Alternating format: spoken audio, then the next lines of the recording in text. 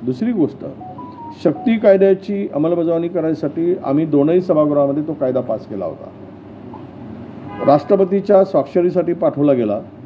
राष्ट्रपतीची स्वाक्षरी का झाली नाही, का करून घेतली नाही? राज्यात शक्ती कायद्याची अंमलबजावणी व्हावी की होऊ नये ही सरकारची काय भूमिका आहे?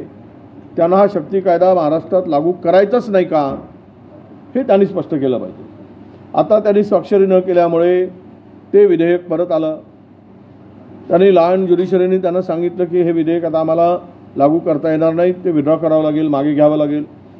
उद्याच्या कॅबिनेट पुढे येईल, ते कॅबिनेट पुढे आणून ते विधेयक मागे घेतलं जाईल.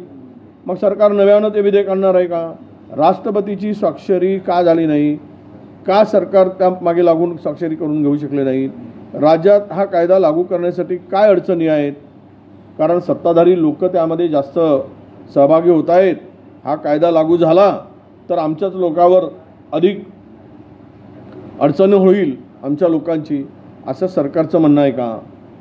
हे सगळी परिस्थिती पाहताना आता नव्यानं विधेयक आणणार की कायदाच करायचा नाही राज्यामध्ये आणि महिलांवरील अत्याचार वाढत राहू द्या, ते वाढत गेले पाहिजेत.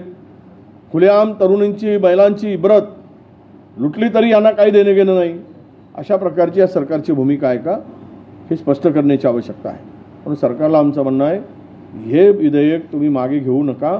काय तुम्हाला मसुदा करायचा आहे, त्यामध्ये काही दुरुस्ती करायची आहे, काय अमेंडमेंट करायची असेल ते करा आणि नव्यानं विधेयक आणा आणि याच अधिवेशनामध्ये शक्ती विधेयक आणून परत राष्ट्रपतींच्याकडे स्वाक्षरीसाठी पाठवा. राज्याची इज्जत आता शिल्लक राहिली नाही.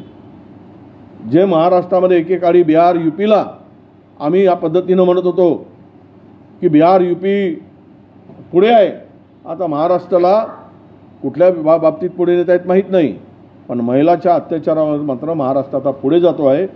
हे महाराष्ट्राला शोभनीय नाही, सत्ताधाऱ्यांना शोभनीय नाही, असं माझं स्पष्ट मत आहे.